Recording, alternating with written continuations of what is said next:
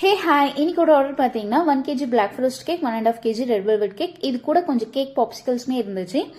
இப்போ இந்த கேக் ஆர்டர்ஸ்லாம் கஸ்டமரே வந்து பிக்கப் பண்ணிக்கிறேன்னு சொல்லிட்டாங்க. ஆனால் லாஸ்ட் மினிட்லாம் அவங்களால வர முடியலன்ட்டு எனக்கு கால் பண்ணி சொன்னாங்க. ஸோ இந்த ஆர்டர்ஸ்லாம் நான் எப்படி சென்ட் பண்ணி விட்டேன்னு வீடியோ எண்டில் சொல்கிறேன். இப்போ 1 kgக்கான பிளாக் ஃபாரஸ்ட் ரெடி பண்ணிட்டு க்ரம் கோட் கொடுத்துட்டு ஃபனல் கோட் கொடுத்துட்டு இருக்கேன். டார்க் சாக்லேட் கிரேட் பண்ணி சைட்ஸ் எல்லாம் ஸ்டிக் பண்ணிட்டேன். 2D நாசல் வச்சு ரோசல் டிசைன் கொடுத்துக்கிறேன். அண்ட் செரி பழம் அங்கங்கே வச்சுட்டு ஸ்ப்ரிங்கிள் பண்ணிக்கிறேன். And 1.5 kg customised cake, Avengers theme cake. Customer எனக்கு கேக் பிக்சர் சென்ட் பண்ணிட்டு இதே மாதிரி வேணும்னு கேட்டிருந்தாங்க. ஸோ எடிபிள் பிரிண்ட் அவுட் எடுத்துட்டு வந்துட்டு நான் டாப்பர்ஸ்லாம் ரெடி பண்ணிட்டு இருக்கேன். எடிபிள் டாப்பர் எப்படி ஸ்டேபிளா இருக்கணும்ட்டு ஒரு சின்னதாக டிப்ஸ் ஷேர் பண்றேன். ஃபிகர் அவுட் கட் பண்ணிட்டு பேக் சைடில் சாக்லேட் மெல்ட் பண்ணி போர் பண்ணி அதில் டூத்பிக் வச்சா டாப்பர் நல்லா ஸ்டேபிளா இருக்கும், மெல்ட் ஆகாது. Red velvet cake, Avenger theme cake ready. இப்போ கேக் பாப்சிகல் கேட்டிருக்காங்க. 5 சாக்லேட் ஃபிளேவர்லயும் 5 வெனிலா கேக்லயும் கேட்டிருக்காங்க.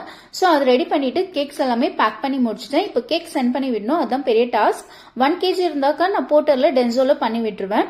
ஸோ இது 2.5 kg அண்ட் கூட பாப்சிகல்ஸ்மே இருக்கு. ஸோ நான் இது சேஃபா சென்ட் பண்ணோன்ட்டு கேப் புக் பண்ணிட்டு இதுதான் ஃபர்ஸ்ட் டைம் கேக் மட்டுமே சென்ட் பண்ணி விடுறேன்.